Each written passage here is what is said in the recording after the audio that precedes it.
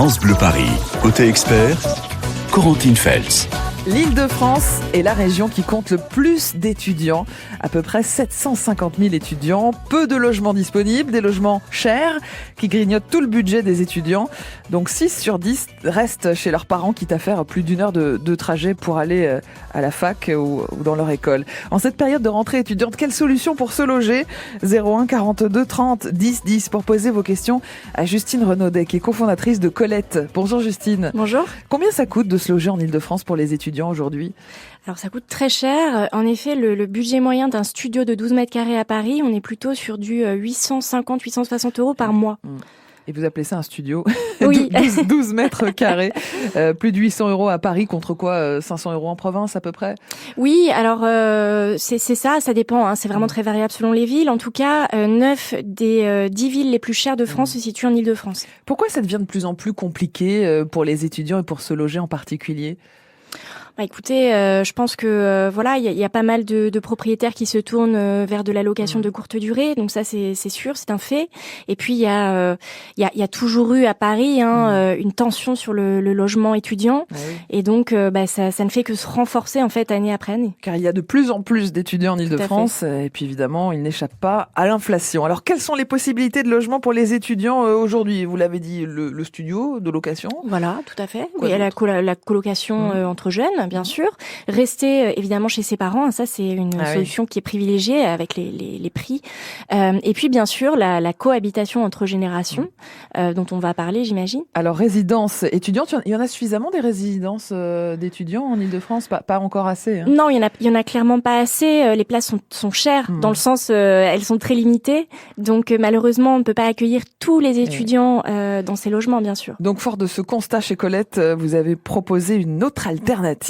Racontez-nous ce que vous proposez chez Colette, Justine. Oui, alors nous, chez Colette, on aide justement les étudiants et les jeunes de moins de 30 ans à se loger chez des personnes seniors de 60 ans et plus qui ont une chambre libre à louer chez eux.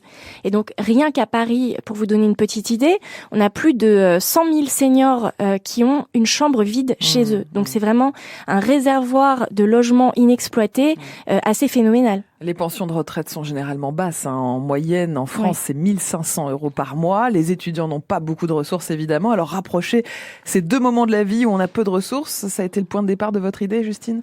Oui, tout à fait. Chez Colette, on est plusieurs cofondateurs et on a tous expérimenté justement la difficulté de se loger dans des grandes villes et notamment des grandes capitales, que ce soit Paris ou même à l'étranger. Et donc, on s'est dit, comment faire finalement pour aider les étudiants à se loger ? Et puis d'un autre côté, il y avait cette problématique de la solitude des seniors et de la précarité aussi financière des seniors qui nous titillait. Et donc finalement, on fait matcher un petit peu ces deux problématiques entre elles. Et de belles histoires en découlent. Dans un instant, vous ferez connaissance avec Antea. Elle a 21 ans, elle habite à Saint-Mandé chez Hélène. Hélène qui est donc senior, qui lui a proposé une chambre en colocation. On verra un petit peu ce que ça donne, cette colocation transgénérationnelle. On verra quels sont les intérêts pour chaque partie. Et puis les atouts aussi de cette nouvelle forme de cohabitation. 01 42 30 10 10 pour nous rejoindre et pour poser vos questions tous les matins dans Côté Expert sur France Bleu Paris. Ce matin, on s'intéresse aux étudiants qui font leur rentrée à peu près en ce moment et qui ont de plus en plus de mal à se loger en Île-de-France, car déjà ils sont de plus en plus nombreux à être étudiants dans notre région. Évidemment, les prix montent aussi pour eux. C'est pour ça que Justine Renaudet a eu l'idée de fonder Colette. Colette, c'est ce système de colocation intergénérationnelle qu'on découvre ensemble ce matin. Alors Colette, voici Antea, une jeune femme de 21 ans, une étudiante qui habite avec Hélène. Bonjour Antea. Bonjour. Bienvenue sur France Bleu Paris. Donc vous habitez Saint-Mandé. C'est ça. Qui est Hélène, Antea ? Hélène, du coup, c'est la dame chez qui je vis maintenant. C'est la 2e année qu'on va faire ça ensemble. Elle travaille à Orange et du coup, elle a une chambre en trop et me permet de vivre chez elle pour mon année scolaire. Pourquoi vous vous êtes tournée vers cette idée de colocation intergénérationnelle, Antea ? Tout d'abord, il y avait un aspect à la fois humain et aussi financier. Comme vous l'avez dit, se loger sur Paris, c'est assez difficile. Et notamment au niveau des prix, quand on est étudiant, on n'a pas forcément le prix à mettre dans un logement décent, qui soit décent, avec les moyens. pour bien se loger. Donc, je me suis tournée plutôt vers la colocation, payer une chambre à un prix tout à fait raisonnable. C'est-à-dire, Anthea, vous payez combien à peu près? Moi, du coup, je paye à peu près entre 500 et 600 euros. D'accord. Mais je profite vraiment de tout l'appartement, qui est incroyable. Ouais. Et puis, il y a aussi donc l'aspect humain, c'est-à-dire que quand on rentre, on n'est pas tout seul. On a quelqu'un avec qui discuter, échanger, dire ce qui va pas. Donc, c'est vraiment tout ça qui me plaît dans cette cohabitation intergénérationnelle. Quelle relation, quel lien vous avez noué avec Hélène, alors, Anthea? Hélène, c'est un peu comme ma deuxième maman maintenant. En fait, c'est vraiment, je peux tout lui dire. Je sais que quand il y a quelque chose qui va pas, elle est là pour moi. On se dit vraiment tous nos petits tracas du quotidien. On se partage vraiment toutes nos anecdotes aussi familiales. J'ai pu rencontrer sa famille et elle a rencontré la mienne. Enfin, c'est vraiment un échange. Du coup, je suis un peu partie de la famille. Et puis elle également. Vous auriez pu faire le choix de faire une coloc avec des jeunes étudiants de votre âge, Anthea. Finalement, ce choix-là, qu'est-ce qu'il a de mieux, le fait d'habiter avec Hélène? Il y a un aspect assez du coup sécuritaire d'abord. Je trouvais que c'était assez sécurisant de trouver quelqu'un qui était peut-être plus mûr, plus âgé, qui avait de l'expérience aussi. Et puis moi-même, j'ai toujours très bien entendu avec des personnes on va dire plus âgées. Donc il y avait aussi ce côté qu'on s'entendait très bien. Et c'était aussi un aspect du coup assez sécuritaire. Est-ce que vos propres parents sont justement rassurés eux aussi, Anthea, que vous habitiez avec Hélène? Oui. Oui, c'est vrai que même pour eux, c'était assez sécurisant de savoir que leur fille allait vivre chez quelqu'un du coup qui était déjà bien installé, qui avait un travail, qui s'y connaissait. C'était pas, on laissait pas leur fille n'importe où dans Paris comme ça. À l'abandon. On parle d'entraide entre les générations, Anthea. Quel genre de service vous vous rendez mutuellement avec Hélène qui vous loge? Parfois on fait des petites sorties ensemble et tout. C'est comme elle vit seule. Du coup, c'est vrai qu'elle profite également de cette présence jeune. Et elle apprécie discuter avec moi, échanger. C'est plutôt un genre de service comme ça, en fait. C'est-à-dire que vraiment, c'est la discussion qui prime chez nous. Justine Renaudet, vous qui avez cofondé Colette et donc qui êtes à l'origine de cette rencontre entre Anthea et Hélène, qu'est-ce que ça vous fait d'entendre ce type de témoignage? J'adore. C'est vraiment pour ça en fait qu'on se réveille le sourire au visage tous les matins. C'est tous ces témoignages positifs, ces belles histoires finalement de rencontres et d'amitié qui se créent. Et on a la chance chez Colette d'en avoir tous les jours des témoignages. Et ça me fait sourire. Oui, j'aime beaucoup. Vous en êtes à 900 binômes créés à Paris. Tout à fait. C'est quand même de belles histoires. Et puis dans un instant, on parlera du pratico-pratique parce que combien ça coûte, comment on fait pour s'inscrire, qu'on soit senior ou qu'on soit étudiant d'ailleurs, parce que ça rend service aussi aux seniors, ça rapporte des sous. Et puis ça peut rendre service parfois.